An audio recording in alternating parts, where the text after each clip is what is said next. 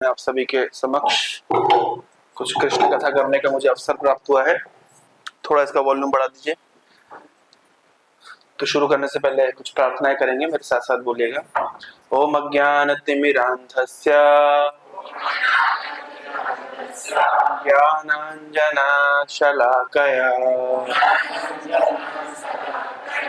चक्षुरुन्मीलितं येन तस्मै श्री गुरवे नमः। नमो ओम विष्णुपादाय कृष्ण पृष्ठाय भूतले श्रीमते भक्ति वेदांत स्वामिन् इति नामिने। नमस्ते सारस्वते देवे गौरवाणी प्रचारिणे निर्विशेष शून्यवादी पाश्चात्य देशतारिणे। जय श्री कृष्ण चैतन्य प्रभु नित्यानंदा श्री अद्वैता गदाधर श्रीवासादि गौर भक्त वृंदा। हरे कृष्णा कृष्णा कृष्णा हरे हरे राम राम हरे हरे। हरे कृष्णा। आप में से कितने लोगों ने चाणक्य पंडित का नाम सुना है? किसने नहीं सुना है?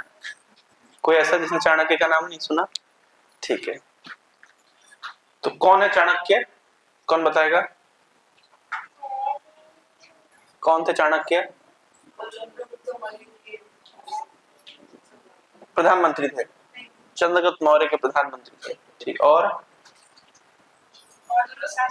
जी अर्थशास्त्री। अर्थशास्त्र का अर्थ फाइनेंस मिनिस्टर।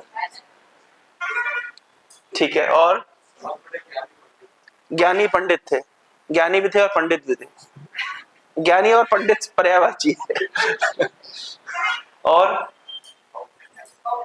कौटिल्य, उनका एक नाम था कौटिल्य। और नीति शास्त्र। और हमारे बेस के बच्चे नहीं बोलेंगे आंसर, तो सिखा पढ़ा के लेके आया ऑलरेडी। और इतने जानते हैं आप लोग? ठीक है। टीवी सीरियल में देखा चाणक्य? चाणक्य आता था टीवी में। ठीक है, वो जेन जी के बच्चों ने नहीं देखा होगा, लेकिन पुराने लोगों ने देखा होगा। जेन जी जानते हैं ना? सन 2000 के बाद के बच्चों ने शायद नहीं देखा होगा, उसको कहते हैं जेन जी। कौन कौन है जेन जी? मेरा कजिन कहता है कि सन 2000 के बाद की छिपकलियों की चिपकने की पावर कम हो गई, वो दीवार से गिर जाती है।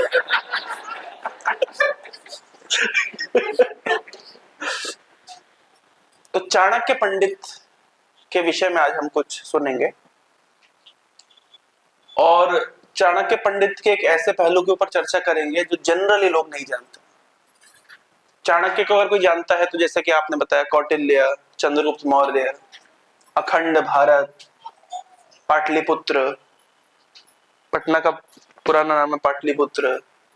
चंद्रगुप्त मौर्य को राजा बनाने में जो अहम भूमिका निभाई है वो चाणक्य पंडित ने निभाई। ये सब हम जानते हैं, लेकिन एक ऐसा पहलू है इनके जीवन का जो हम नहीं जानते, जो आज हम चर्चा करेंगे। अच्छा, अर्थशास्त्र मतलब इनका अर्थशास्त्र मतलब इकोनॉमिक्स। हाँ, लेकिन अर्थ मतलब, अच्छा ठीक है, पुरुषार्थ सुना है आपने? अर्थ मतलब मीनिंगफुल। 4 पुरुषार्थ होते हैं, सुना आप लोगों ने?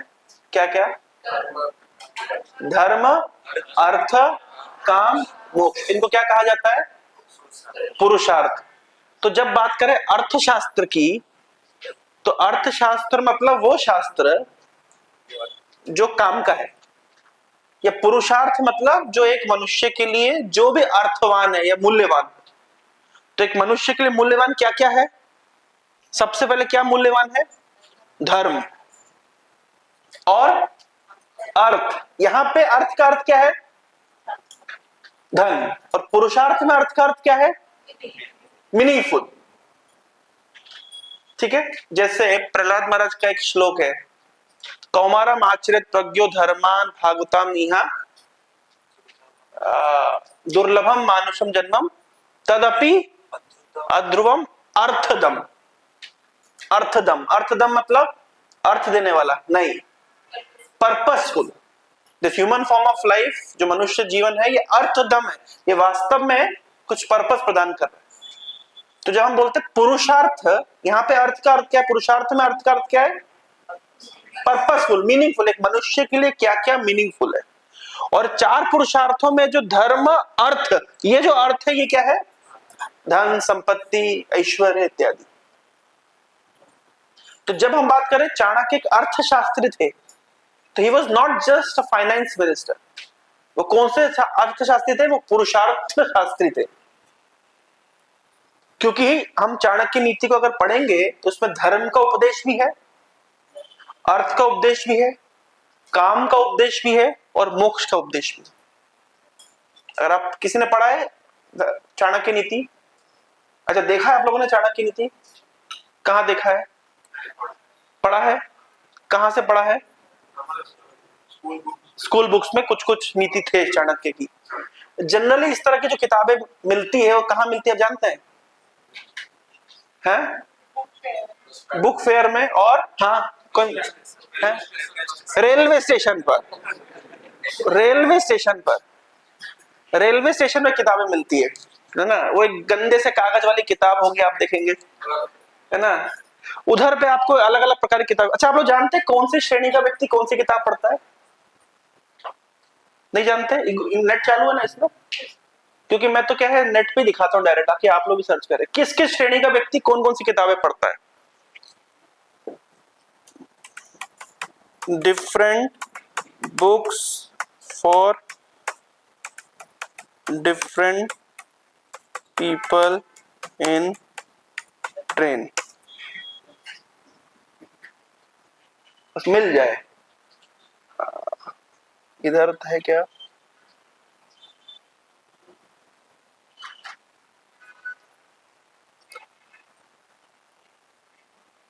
ऐसे तो नहीं मिल रहा, ठीक है, थोड़ा खोज के लाओ जरा, गूगल से सहायता लेते हैं। अरे नहीं नहीं, मैं आपको ऐसी चीज बताऊंगा जो आपने कभी नहीं सुनी होगी। एक काम करता हूँ, इसके आगे मैं लगाता हूँ इंस्टाग्राम, तो वो पकड़ पाएगा। अच्छा, अभी भी नहीं पकड़ पाया?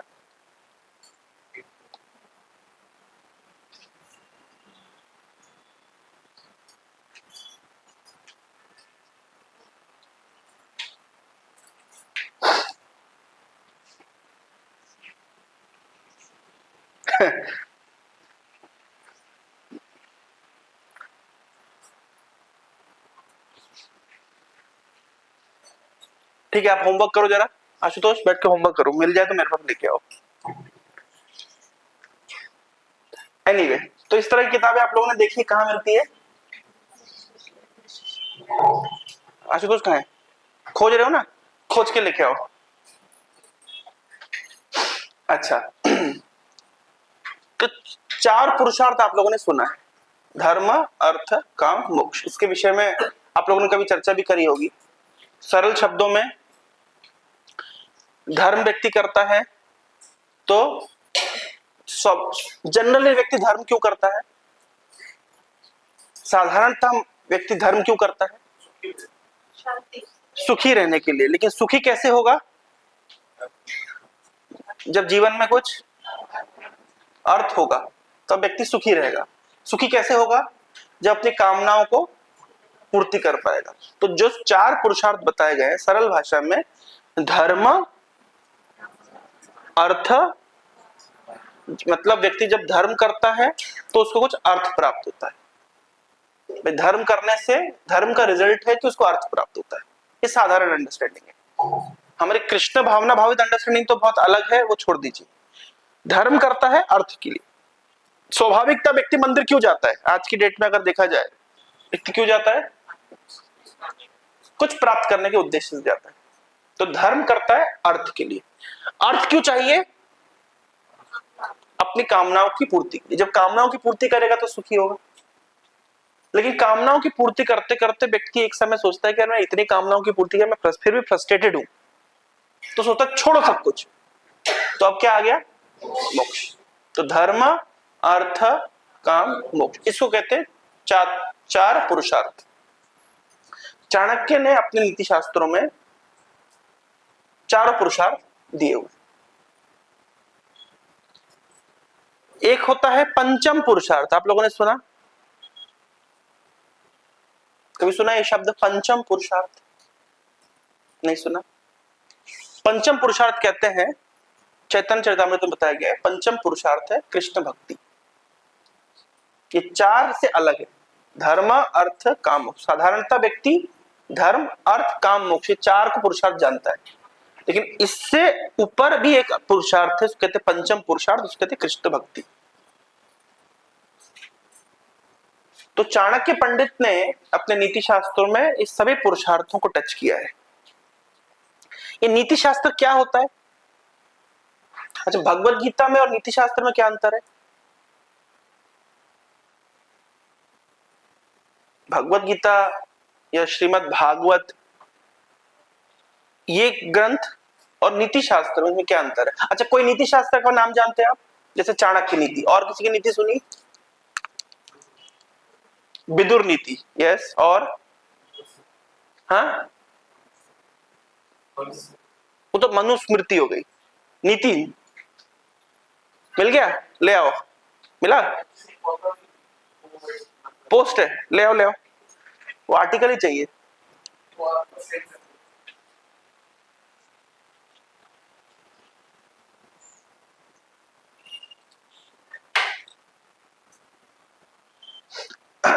नीति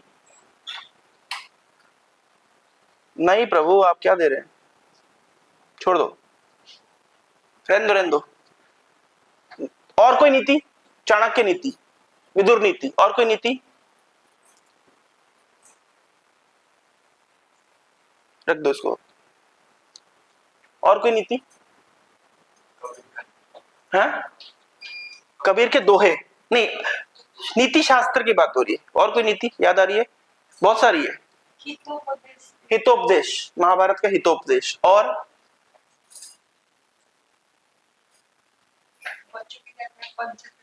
पंचतंत्र, विष्णु शर्मा, ठीक है। और वो तो भीष्म के उपदेश अलग। नीति, नीति में मैं आपको गिनाता हूं। जैसे एक नीति है, हाँ, चारवाक, और बृहस्पति की नीति है, असुरों के गुरु शुक्राचार्य की नीति है। ये सब नीति है। अच्छा, नीति क्या होती है? गीता क्या है, नीति क्या है? गीता और नीति में क्या अंतर है? तो गीता डील करती है मुख्यतः भगवत संबंधी विज्ञान से। ये जीवन और इस जीवन से परे आध्यात्मिक जीवन। ये जगत, इस जगत से परे आध्यात्मिक जगत। असतो मां सदगमय, तमसो मां ज्योतिर्गमय, मृत्योर्मा अमृतम गमय। मृत्यु के जगत से अमृत के जगत पे कैसे जाना है, ये रास्ता कौन दिखाता है? भगवत गीता, वेद इत्यादि। इस अंधकारमय जगत से प्रकाशमय जगत की ओर कैसे जाना है, ये कौन सिखाता है? भगवत गीता, वेद इत्यादि। तमसो मां ज्योतिर्गमय, असतो मां सद्गमय। असत जगत से, असत मतलब जहां सब कुछ टेम्परेरी, ये सब कुछ क्षणभंगुर, जो कुछ ही समय में यहाँ पे इस संसार की हर वस्तु कुछ ही समय में समाप्त हो जाएगी। इसको कहते हैं असत जगत। ये आप लोग के नीचे में एक दुकान थी, वो इधर शिफ्ट हो गई है, उसका नाम था, हाँ नहीं उसके भी नीचे घर संसार, नीचे घर संसार बसाने की दुकान है, ऊपर घर संसार छोड़ाने की दुकान। आप लोगों ने अगर ऑब्जर्व किया हो, जब जब आप शुरू में आते थे तो वो ये जो उधर शिफ्ट हो गई है उनका जो प्लास्टिक सारा, तो सुबह सुबह वो क्या करते हैं, पूरी दुकान निकाल के सामने रोड तक बिल्कुल सब जमा देंगे और रात होते होते तक समेट लेंगे। उसी प्रकार से ब्रह्मा जी की हर दिन, ब्रह्मा जी सुबह सुबह अपनी दुकान खोलते हैं, ब्रह्मा के हर दिन सृष्टि होती है, सुबह सुबह अपनी दुकान खोलते हैं, पूरी सृष्टि का विस्तार करते हैं, शाम होते होते समेट करके अंदर ले लेते हैं। तो कहते हैं घर संसार। वो ब्रह्मा जी अपना घर संसार ऐसे चलाते हैं, सुबह सुबह दुकान लगाते, शाम को दुकान बढ़ा देते हैं। दुकान बंद करना नहीं कहते हैं, दुकान बढ़ाना कहते हैं। कोई है यहाँ पे जो शॉपकीपिंग किसी का है तो टर्मिनोलॉजी जानते हैं। हमारे नॉर्थ इंडिया में उसको दुकान बंद करना नहीं, बंद करना मतलब बंद हो गया, रात को बंद नहीं कहते, उसको कहते हैं दुकान बढ़ाना, बढ़ा दी, वहां टर्मिनोलॉजी चलती है बढ़ाना। तो सुबह सुबह दुकान मतलब लगाते हैं, रात को बढ़ाते हैं, बंद कभी नहीं करते। बंद कभी नहीं होती है। तो इसीलिए ब्रह्मा जी सुबह सृष्टि करते हैं, शाम को सृष्टि समेट लेते हैं, दूसरे दिन फिर सृष्टि होती है, ये चलता रहता है। लेकिन क्योंकि ये सब कुछ असत है, सुबह सृष्टि करेंगे, रात को सब छीन लेंगे, फिर अगले दिन फिर सृष्टि होगी। तो असत्यमय जगत है, टेम्परेरी सब कुछ, लेकिन आध्यात्मिक जगत में सब कुछ परमानेंट है। तो टेम्परेरी जगत से, असत जगत से सत्य की ओर ले जाने का कार्य है भगवत गीता, श्रीमद् भागवत, वेद इत्यादि ग्रंथों का। अच्छा, नीति शास्त्र क्या करते हैं? नीति शास्त्र का उद्देश्य है इस संसार में व्यक्ति सुखी सुखी कैसे रहे, इस संसार में व्यक्ति सुख से कैसे रह सकता है। क्योंकि संसार में विभिन्न प्रकार के लोग हैं, हर व्यक्ति के साथ कैसा डील करना है, ये सब चीजों की प्रैक्टिकल गाइडेंस हमें नीति शास्त्रों में मिलती है। मैं छोटे छोटे उदाहरण दूंगा, आप समझ जाएंगे। आप सब जानते समुद्र मंथन लीला हुई थी, कि क्यों हुई थी, कैसे हुई थी, इसका पीछे थोड़ा जाएंगे। तो भगवान विष्णु ने बुलाया देवताओं को कि सुनो देवता, हम जानते हैं कि तुम्हारी शत्रुता है किसके साथ, असुरों के साथ, लेकिन तुम भी कुछ लाभ चाहते हो, वो भी कुछ लाभ चाहते हैं, तो तुम्हें लाभ मिलेगा। मैं तुम्हें एक सूत्र बता रहा हूं। सूत्र क्या बताए? तो एक नीति बताए। और नीति क्या है? तो नीति आप लोगों ने फेमस स्टोरी सुनी होगी। एक सांप था और एक चूहा था। सांप और चूहा बक्से में बंद हो गया। ये कौन बता रहे हैं? ये भगवान विष्णु बता रहे हैं। किसको? देवताओं को, कि बक्से के अंदर सांप और चूहा बंद हो गया, अब तो दोनों मरेंगे। तो फिर सांप ने चूहे के सामने क्या प्रपोजल रखा कि देख चूहा, मैं तेरे को खा लूंगा, तू भी मरेगा, अल्टीमेटली मैं भी मरूंगा, फायदा क्या है? अपन एक काम करते हैं, संधि कर लेते हैं, दोस्ती कर लेते हैं। तू क्या कर, बक्से में बिल काट, छेद कर, तू भी निकल जाना, मैं भी निकल जाऊंगा, संधि हो गई। फिर क्या हुआ? चूहे ने कहा मरता क्या ना करता, बक्से में छेद किया, छेद करने के बाद सांप ने चूहे को भी खाया और बक्से से भी निकल गया। भगवान विष्णु ने केवल इतना ही सूत्र बताया देवताओं को, देवता समझ गए क्या करना है। मतलब कहने का तात्पर्य यहाँ पे सांप कौन है? देवता। और चूहा कौन है? असुर लोग। ये लोग परिश्रम करेंगे और मलाई खाएंगे देवता। और हुआ भी यही। अगर आप पूरे उस एपिसोड को देखें, समुद्र मंथन लीला को, तो अल्टीमेटली बेनिफिट किसका हुआ? देवताओं का। आप देखिए कितनी बड़ी सुंदर बात है। भगवान विष्णु ने पहले से ट्रेन करके रखा था देवताओं को कि देखो, जो असुर बोले यस बोलना, मना कुछ मत करना। तो पहले भगवान विष्णु ने क्या किया? देवताओं को रखा सांप के मुंह की तरफ, और असुरों को रखा पूंछ की तरफ। थोड़ी देर समुद्र मंथन चला, असुरों को अकल आई, अरे हमारे के इतना लो स्टैंडर्ड है कि हम सांप की पूंछ पकड़ेंगे? हमारा भी कुछ स्टेटस है लाइफ में, ये नहीं चलेगा, छोड़ो, पूंछ फेंकी, हम नहीं, क्या बोलते, स्ट्राइक, हम नहीं करेंगे। क्या चाहते हो भाई? हम सांप की पूंछ नहीं पकड़ेंगे। क्या पकड़ना चाहते हो? हम मुंह पकड़ेंगे। अच्छा ठीक है, देवता तो पहले से ट्रेंड थे। देवता का अर्थ ही ये होता है जो भगवान के प्रयोजन के हिसाब से चले, भगवान के मूड के हिसाब से अपने आप को अलाइन कर ले, उनको देवता कहते हैं। जो भगवान से विद्रोह करे उसको असुर कहते हैं। देखिए असुर लोग, भगवान ने क्या किया, भगवान जानते हैं कि जो क्रूड ऑयल होता है, जो तेल होता है, कच्चा तेल, जो पेट्रोलियम, ये संसार के लिए अच्छा नहीं है।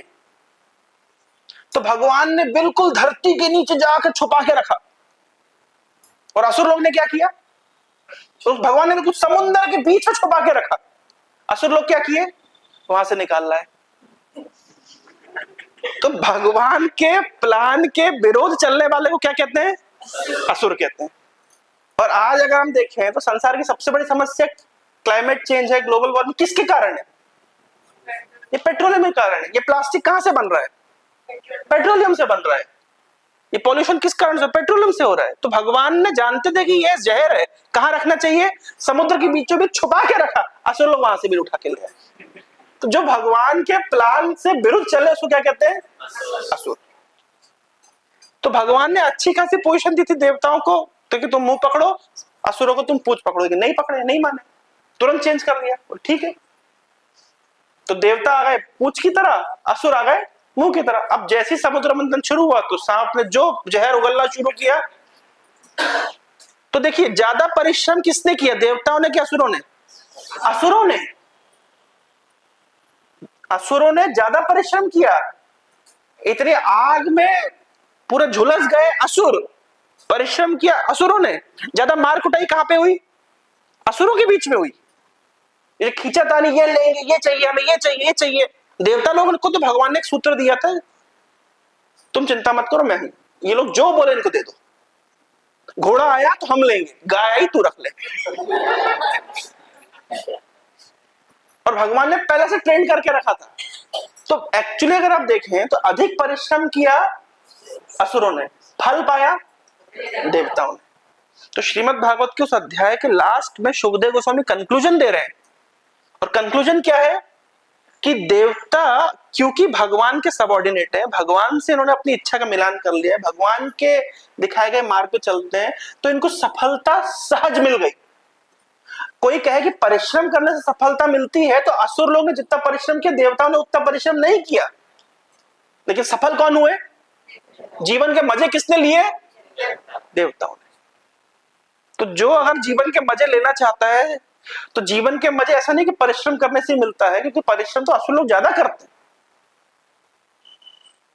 समझ रहे हैं? ये कंक्लूजन उस चैप्टर का। तो मैं इस स्टोरी को सुनाने के पीछे मेरा उद्देश्य था। इस स्टोरी की पूरी शुरुआत हुई, भगवान विष्णु ने एक नीति बताई। किसको? देवताओं को।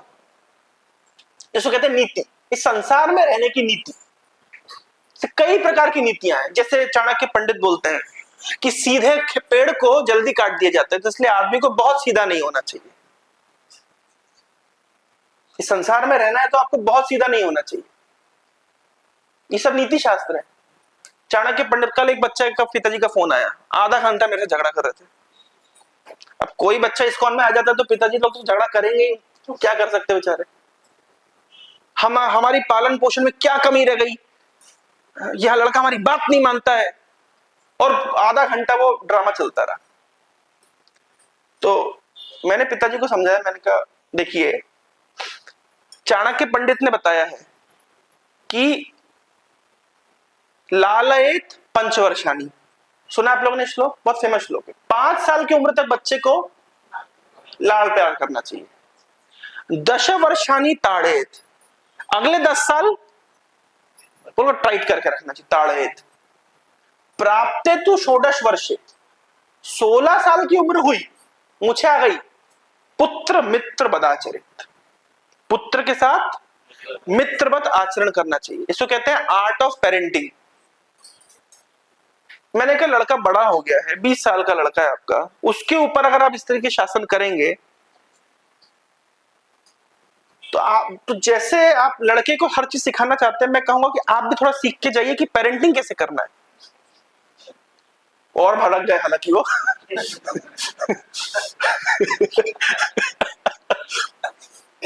लेकिन फैक्ट है, ये नीतिकारों ने छोटे छोटे सूत्र दिए हैं। छोटे छोटे जैसे एक सूत्र दिया गया है, मंत्री वैद्य गुरु तीन ही, जो प्रिय भो लही भयास, राज धर्म तन तीन ही, करही बेघई नास। तुलसीदास जी का सूत्र है। बोले तीन लोगों को मीठा मीठा नहीं बोलना चाहिए, क्योंकि अगर तीन लोग मीठा मीठा बोलेंगे तो सब नाश हो जाएगा। मंत्री, वैद्य, गुरु, इनको तीनों को कभी मीठा नहीं बोलना चाहिए। व्यक्ति मीठा का बोलता है, प्रिय बोल ही भय आस। व्यक्ति मीठा का बोलता है, या तो डर के मारे मीठा बोलता है, या तो कुछ आशा होगी इसलिए मीठा बोलता है, चापलूसी करता है। तो सब चापलूसी करे चलेगा, इन तीनों को कभी चापलूसी नहीं करनी चाहिए, इनको मीठा नहीं बोलना चाहिए। किन किन को? मंत्री, वैद्य और गुरु। क्योंकि ये अगर मीठा बोलेंगे तो मंत्री के मीठा बोलने से देश का विनाश हो जाएगा,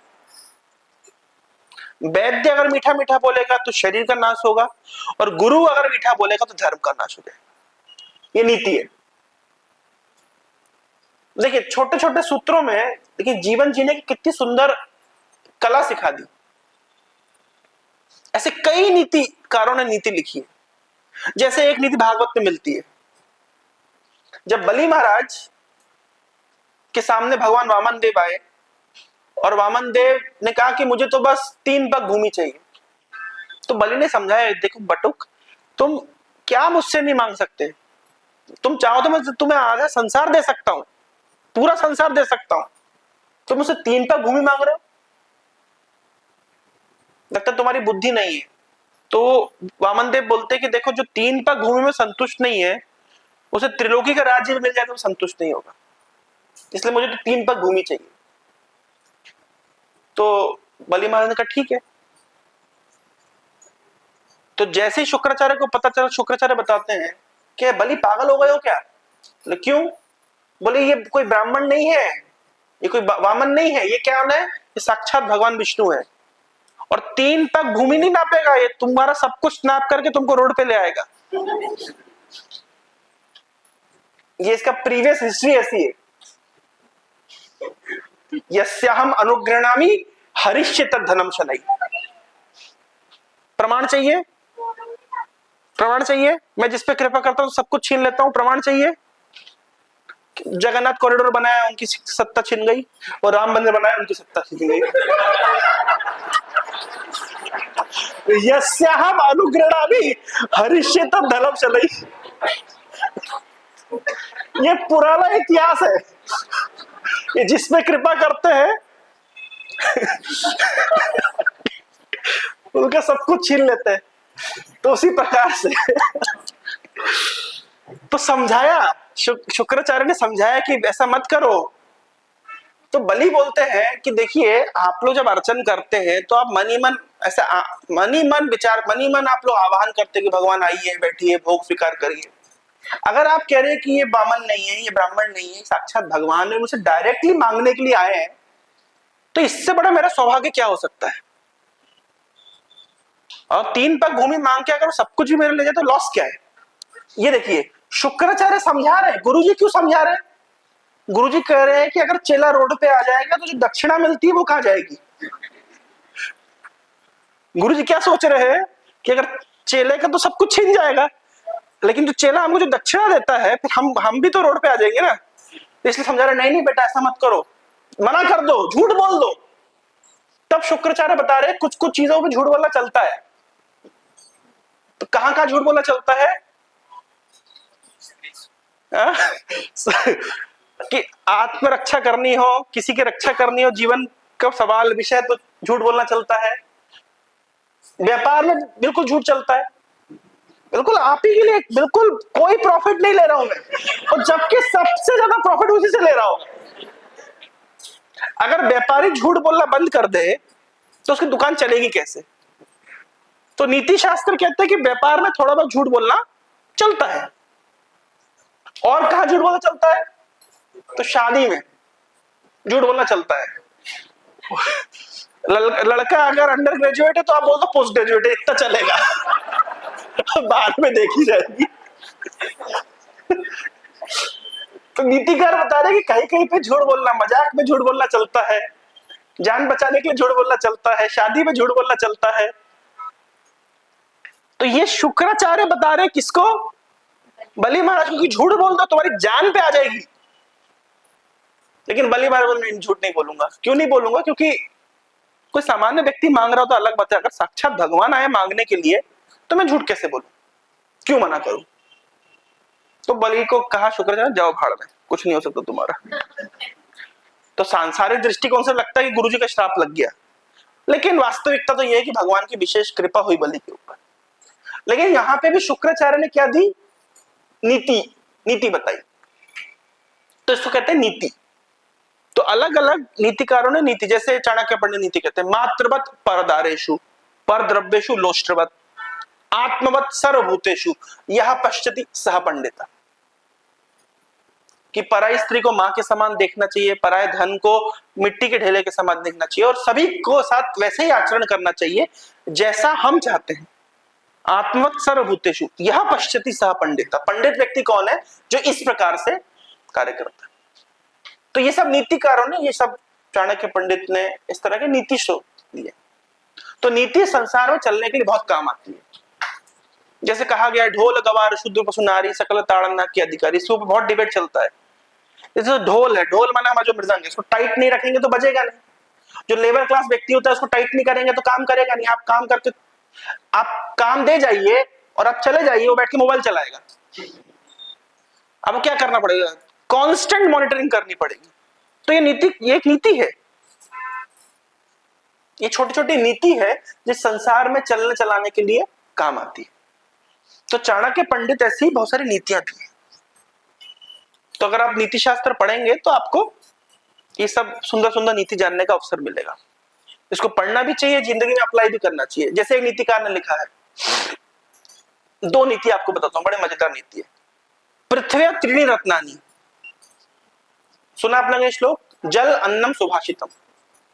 इस पृथ्वी पे तीन ही रत्न है, जल, अन्न और मीठे वचन। मूढ़या पाषाण खंडेशु रत्न संज्ञा विधेय।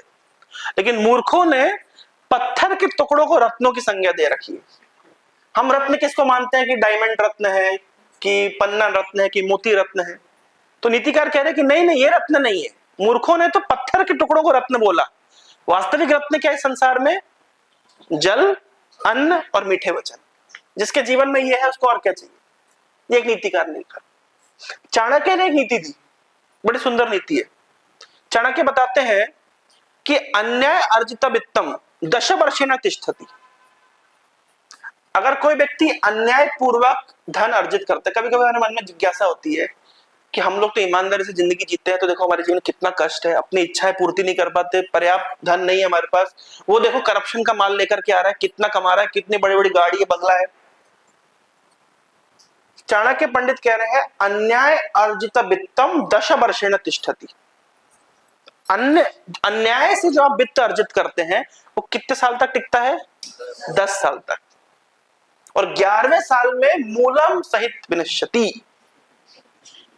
11वें साल में इंटरेस्ट छोड़िए, मूलधन का भी विनाश हो जाता है। और ये नीति बिल्कुल सॉलिड नीति है।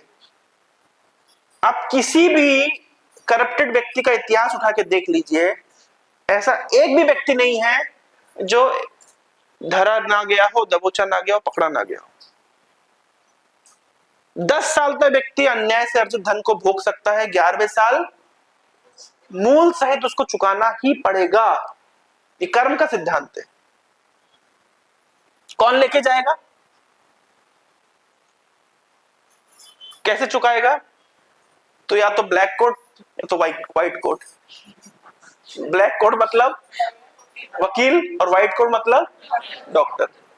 वो जो अन्याय से जो अर्जित धन है वो या तो ब्लैक कोट ले जाएगा या तो व्हाइट कोट ले जाएगा। और आप लोगों ने सुना होगा, बहुत फेमस श्लोक है कि जो व्हाइट कोट होता है, जो डॉक्टर होता है, कोई है तो नहीं यार डॉक्टर है क्या कोई, तो उनको कहा जाता है यमराज का भाई। सुना आप लोगों ने? वैद्य राजा नमस्तुभ्यम यमराजा सहोदरा। जो वैद्य राज है, जो डॉक्टर है, वो यमराज का भाई है। अच्छा, बड़ा भाई है कि छोटा भाई है? छोटा भाई है, बड़ा भाई है। क्यों? सहोदर है, सगा भाई है, और छोटा नहीं बड़ा भाई है। क्यों? क्योंकि यमराज तो केवल प्राण हरता है, डॉक्टर धनानीचा प्राणानीचा।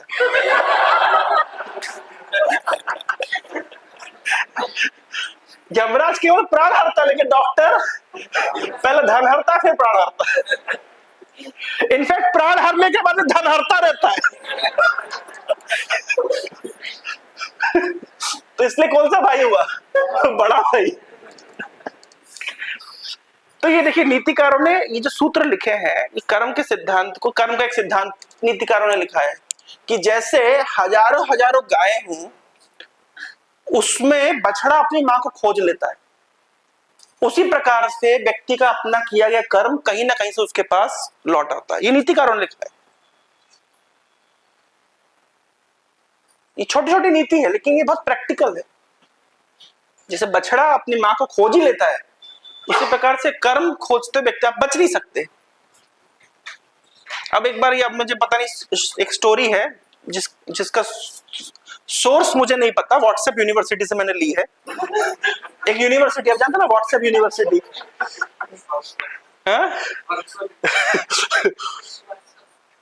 तो लेकिन बात अच्छी लिखी है, कहीं से लाए होंगे, मैंने सुना भी है कहीं संतों के मुंह से, पर सोर्स नहीं सुना, इसलिए मैं बोल रहा हूँ व्हाट्सएप यूनिवर्सिटी से ही है। कि एक बार कैलाश पर्वत पर मीटिंग हुई, तो सभी देवी देवता गए, तो यमराज जी भी गए। तो कैलाश के एंट्रेंस पे एक पक्षी बैठा हुआ था। तो जब यमराज जी गए तो उसको बड़ा घूरते हुए देख के गए। तो यमराज जी ने ऐसे घूर के देखा तो पक्षी घबरा गया, पूरा कांपने लगा। अब यमराज जी तो अंदर चले गए, जो भी चाय बिस्कुट खा रहे हो, हर्बल टी जो भी चल रहा हो। उतनी देर में पहुंचे गरुड़ जी। गरुड़ ने देखा कि हमारी प्रजाति का पक्षी हमारी जात वाला है, इसी के वोट से तो हम इलेक्टेड हुए हैं, तो इसके प्रति तो हमारा कर्तव्य बनता है। भाई क्या हो गया? बोले कुछ हुआ नहीं है, बस वो यमराज जी थोड़ा घूर के देख करके गए, हमको डर लग रहा है। बोले ऐसा? बोले कोई बात नहीं।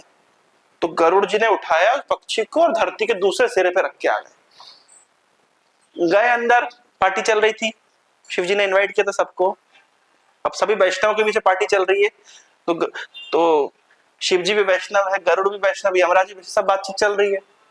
तो यमराज जी से ऐसी बातचीत हुई, मिले गरुड़ जी, पूछ लिया।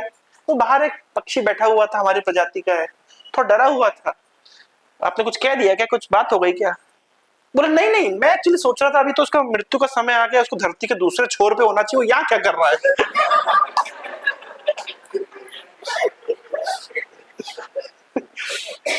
देखिए, कर्म का सिद्धांत, कहाँ जाके किसकी मृत्यु होगी। अब जो कोरोमंडल एक्सप्रेस में जो लोग चढ़े थे, कुछ लोग की ट्रेन छूट गई होगी और कुछ लोग प्रीमियम तत्काल लेके चढ़े होंगे। कुछ की ट्रेन छूट गई होगी, कुछ लोग प्रीमियम तत्काल लेके चढ़े होंगे, लेकिन जहां पहुंचना है वहां पहुंचेंगे। तो इसलिए नीतिकारों ने कहा है कि कर्म तो पहुंच ही जाता है, छुपता नहीं, छुपाए नहीं छुपता। कबीरदास जी ने कहा है कुछ कुछ चीजें छुपाई नहीं छुपती है। खांसी, खुशी, बैर, मद्यपान, सुना आप लोगों ने श्लोक? बढ़िया बढ़िया श्लोक है। खांसी, खुशी, बैर, मद्यपान, दोहा, देखते मिल जाएगा, मिल जाएगा। खैर, खून, खांसी, खुशी, बैर, प्रीति, मदपान, रहीमन दावे ना दबे, जानत सकल जहान। कुछ कुछ चीजें छुपाए नहीं छुपता। जैसे खैर, बीमार आदमी अगर बीमार है तो पता लग जाएगा शक्ल देख के कि बीमार है, छुपाए नहीं छुपता। खून, किसी का कत्ल किया है किसी ने, वो सीआईडी खोज ही लाती है। खैर, खून, खांसी, खांसी हो रही है तो छुपाई नहीं छुपती। खुशी, कोई खुश है तो आप छुपाई नहीं छुपा सकते। बैर, किसी का किसी के प्रति बैर है वो छुपेगा नहीं। किसी का किसी के प्रति प्रेम है वो छुपेगा नहीं। और कोई मद्यपान करके आया है तो ये 7 चीजें ये छुपाई नहीं छुपती। तो ये भी एक नीति है कि कितना छुपाने की कोशिश करें ये छुपेगा नहीं। वैसे एक नीति है कि निंदक न्यारे राखिए, आंगन कुटी समाये, बिन साबुन पानी बिना निर्मल करे सुभाए। बोल रहे हैं कि अपने पास में हमेशा अपने क्रिटिक्स को रखना चाहिए जो क्रिटिसाइज करें। क्यों? अगर ऐसे लोगों को रखेंगे तो आपको साबुन की जरूरत नहीं, कि पानी की जरूरत नहीं, वैसे ही निर्मल हो जाएंगे। तो ये सब नीतिकारों ने नीतियां दी है, सुंदर सुंदर नीतियां दी है। तो अभी तो हम ये तो पहलू जानते हैं चाणक्य का कि भाई उन्होंने भी नीति दी है। इस प्रकार के नीति शास्त्र हैं और जीवन में इस प्रकार की नीतियां हमको जाननी चाहिए जो जीवन को सुंदर ढंग से चलाने के लिए काम आते हैं।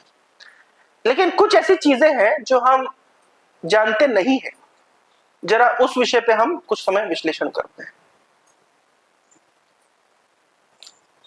अरे वो कहाँ गया? किधर है?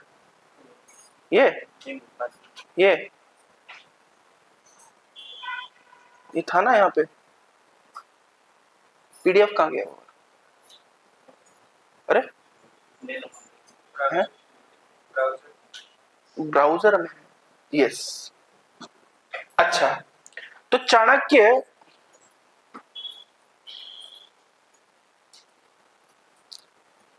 बहुत अधिक इस विषय पर नहीं बोल के डायरेक्ट अपने टॉपिक पे आता हूं। तो अब देखिए, चाणक्य पंडित के विषय में श्रीमद् भागवत में भविष्यवाणी की गई थी। श्रीमद् भागवत लिखा गया आज से लगभग 5000 साल पहले। चाणक्य आए थे लगभग 2500 साल पहले।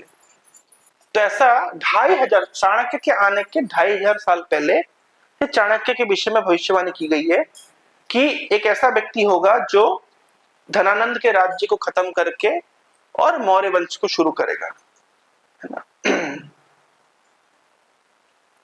इस प्रकार से सा एवं चंद्रगुप्त वै द्विजो राज्य अभिषेक्ष्यति, कि एक ऐसा व्यक्ति आएगा जो चंद्रगुप्त को राजा बनाएगा मतलब भविष्यवाणी। सुखदेव गोस्वामी परीक्षित महाराज को भविष्य के विषय बता रहे हैं। और फिर मौर्य साम्राज्य की स्थापना होगी और मौर्य लोग शासन करेंगे। ऐसा श्रीमद् भागवत के 12वें स्कंद में भविष्यवाणी, ये भविष्यवाणी। अच्छा, चाणक्य की आप लोगों ने फोटो ऐसी देखी है? सबने देखी ऐसी फोटो? जनरली ऐसी फोटो है। इधर गड़बड़ है क्या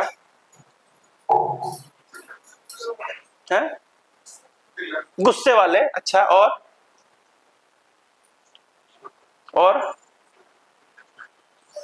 क्या प्रभु जी? तिलक गड़बड़ है। देखिए, एक तो चाणक्य पंडित। अच्छा, यमराज जी को आप लोगों ने देखा है? ये यमराज को आपने देखा है? देखा है? इनको देखा है आपने? हम है यम है हम। अच्छा, यहाँ क्या गड़बड़ है? देखिए, हैं? तिलक गड़बड़ है? सेम तिलक सेम है ना। तो जनरली आप देखेंगे, एक बार हमारा ड्रामा हो रहा था, हमने अपने बच्चों को यमराज बनाने के लिए भेजा। तो वो कौन सी जगह है? कला चित्रालय। तो चित्रालय वालों ने ऐसा तिलक ला के भेज दिया। अगर आप श्रीमद् भागवत देखें तो यमराज कौन है? वैष्णव। यमराज है एक वैष्णव भक्त है। तो वैष्णव का तिलक कैसा होना चाहिए? जैसे आप लोगों ने लगाया है। तो यहाँ पे गड़बड़ है। यमराज जी को जो तिलक लगाया है, जनरली टीवी शो में आप देखेंगे ऐसा तिलक लगाते हैं, लेकिन वास्तविकता में यमराज जी का तिलक कैसा है? क्योंकि वे तो वैष्णव हैं। श्रीमद् भागवतम के 6ठे स्कंद में अजामिल उपाख्यान में आप यमराज ने कितने उपदेश दिए, सुंदर सुंदर, जो भगवान की भक्ति मूलक उपदेश है कि तो वैष्णव है यमराज। उसी प्रकार जिस प्रकार यमराज एक वैष्णव है, चंद्रगुप्त चाणक्य भी एक वैष्णव।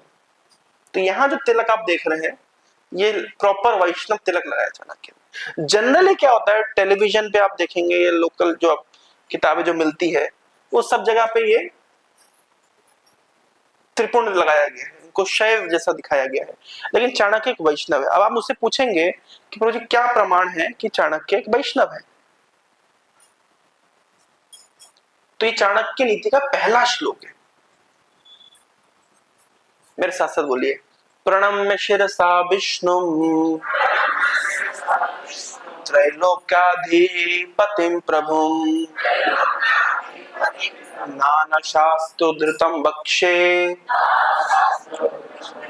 राजनीति समुच्चयम्।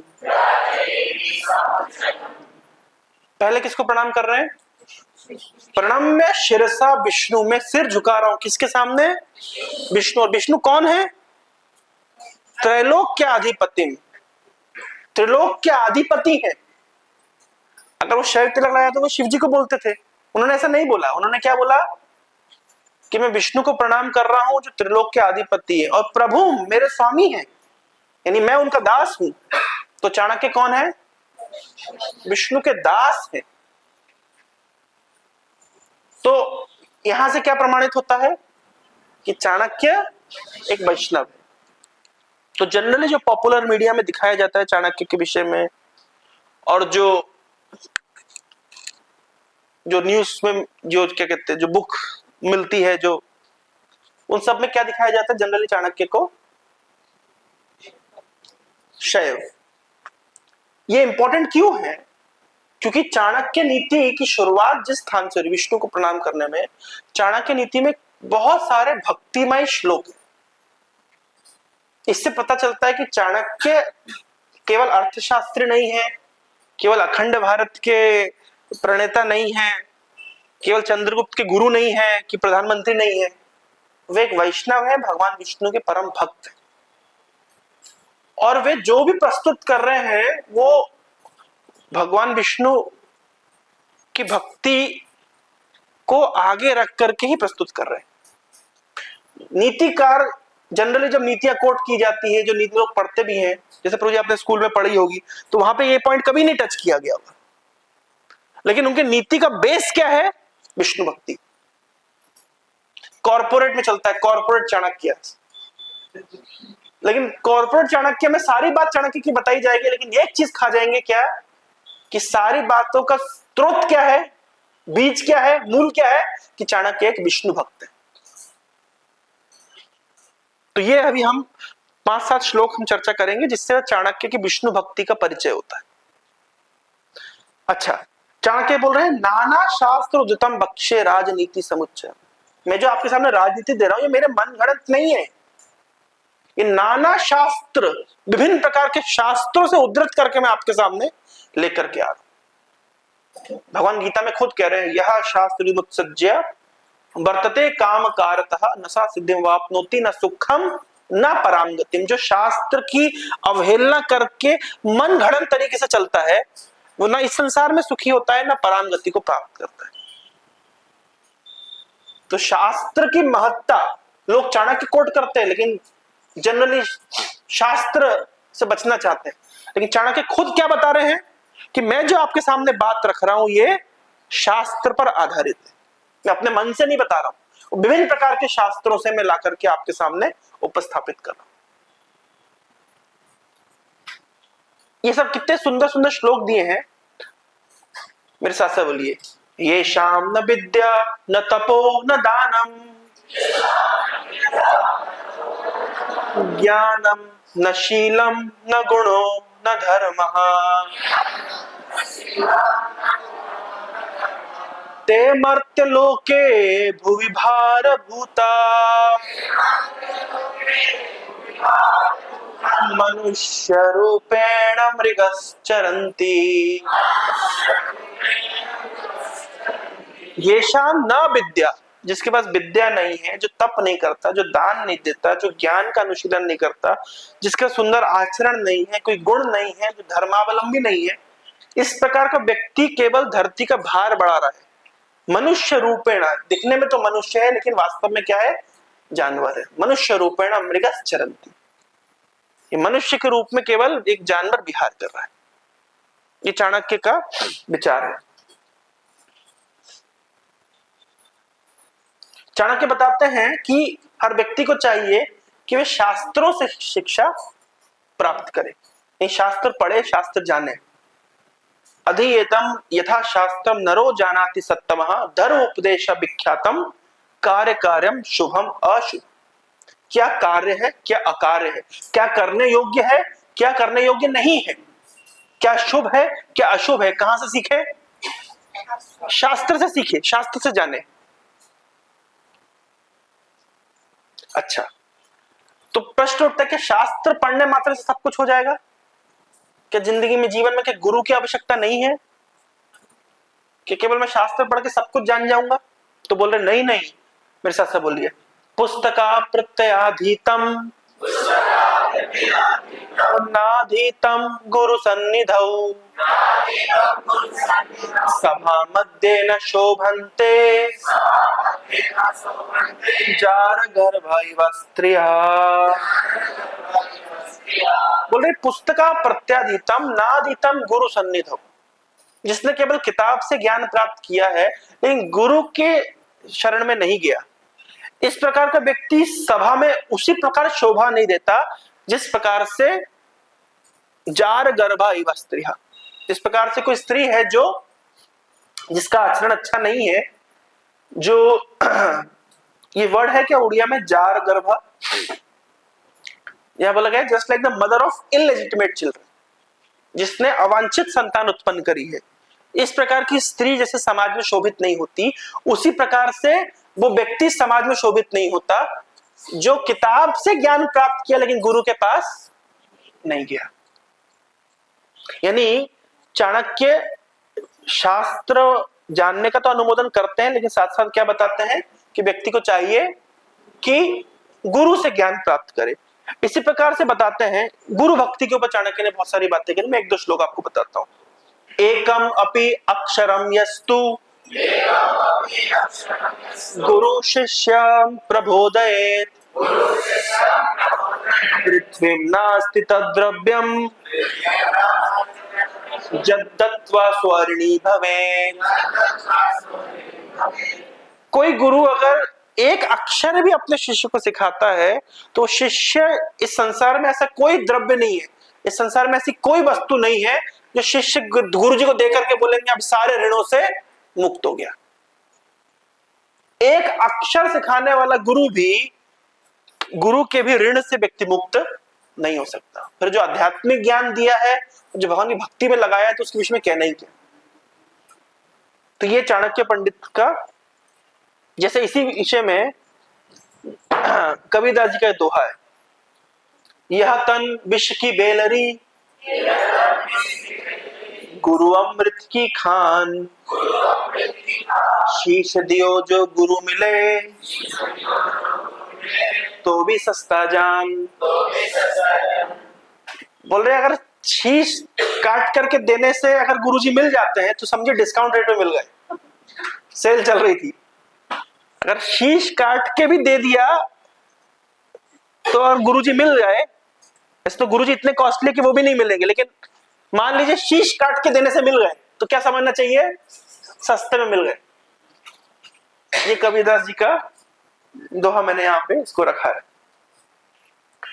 तो इस प्रकार से जैसे अब देखिए चाणक्य धीरे धीरे में उनके भक्तिमय श्लोकों का कितनी मतलब घनिष्ठता बढ़ती जा रही है, थोड़ा ध्यान दीजिएगा आप। बोल रहे हैं ना विप्र पादोदक कर्दमनी न वेद शास्त्र ध्वनि गर्जितानि स्वाहा स्वाधा कर विवर्जितानि शमशान तुल्यानि ग्रहाणितानि।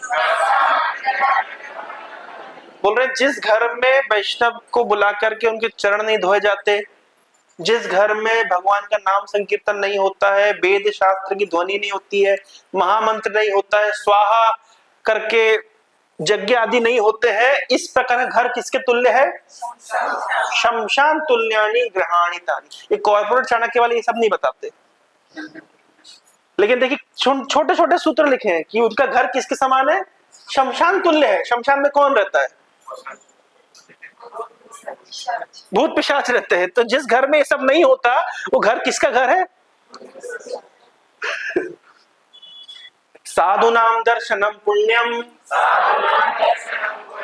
तीर्थभूता हि साधवः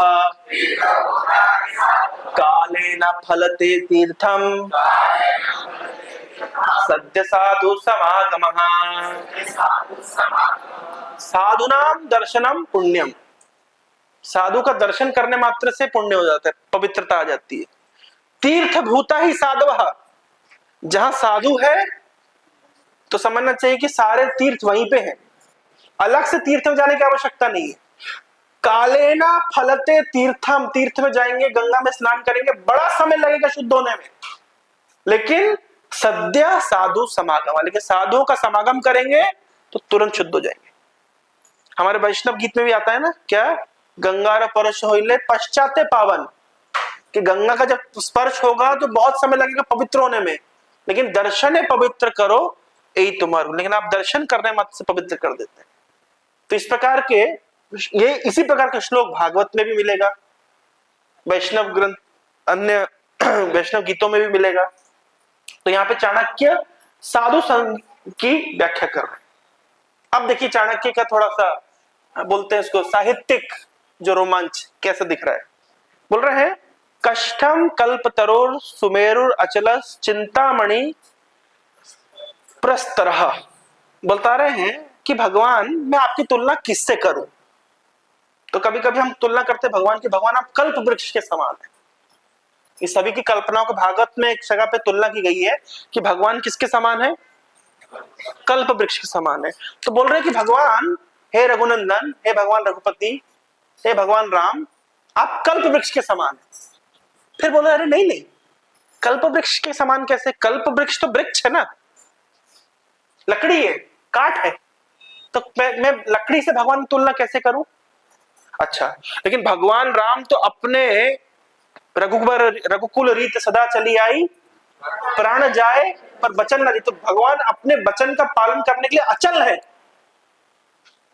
भगवान राम ने कहा है कि कोई अगर मेरी शरण स्वीकार करता है तो मैं उसको शरण देता हूं, कोई मुझे अगर बोलता है कि हे राम मैं आपका हूं, तो मैं वचन देता हूं कि मैं उसका प्रोटेक्शन, उसको शेल्टर दूंगा। तो भगवान अपने वचन में अड़िग है, अचल है। तो कोई बोल सकता है कि भगवान सुमेरु की तरह अचल है, लेकिन सुमेरु से तुलना कैसे करूं, वो तो एक पर्वत है। तो कल्प वृक्ष से तुलना कर नहीं सकते, क्यों, क्योंकि लकड़ी है।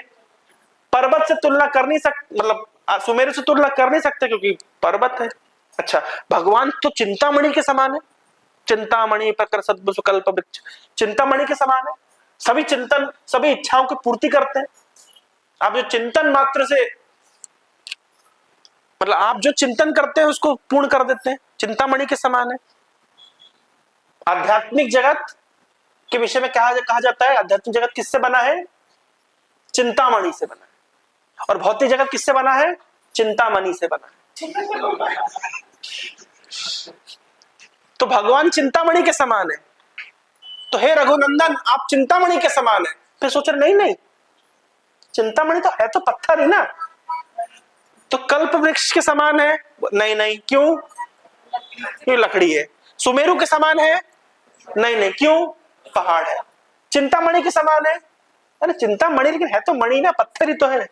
अच्छा, भगवान आप सूर्यवंशी है, आप सूर्य के समान प्रकाशमय है, लेकिन सूर्य तो जलाता भी है ना, 50 डिग्री टेम्परेचर जलाता है, सूर्य से तुलना कैसे करें।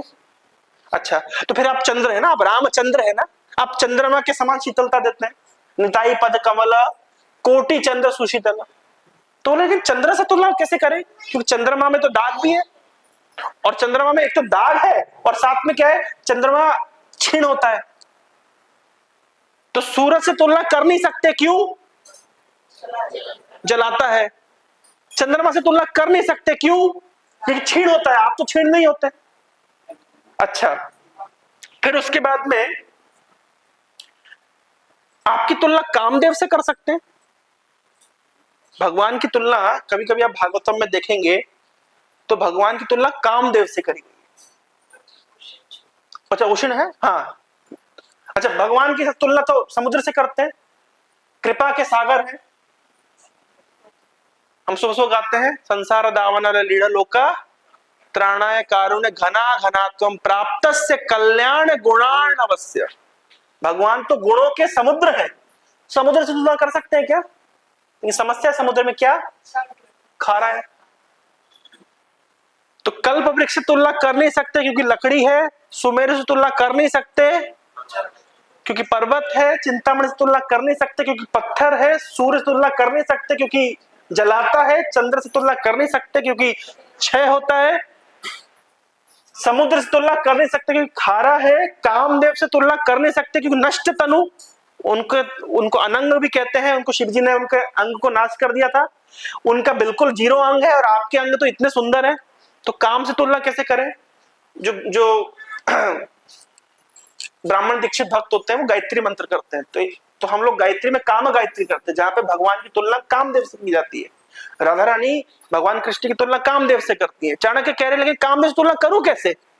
कामदेव का तो अंग नहीं है, वो अनंग है, वो नष्ट तनु है, और आपका तो इतना सुंदर अंग है, तो तुलना कैसे करें? अच्छा कोई बोलता है कि भगवान तो देने में बलि के समान है, क्योंकि जितना देने के लिए शास्त्र में बलि की तुलना की गई उतनी किसी की नहीं की गई। तो भगवान तो इतने उदार है जैसे मानो राजा बलि, बोले बलि से तुलना करे कैसे? ये तो दिति सुतु, मतलब ये तो दिति के दैत्य कुल में जन्म लिया इन्होंने। अच्छा तो भगवान तो बिल्कुल सुरभि क्या गाय की तरह है, तो बोले गाय की तुलना कैसे करो? तो पशु है, तो करे किसकी तुलना? लकड़ी से तुलना कर नहीं सकते, पर्वत से तुलना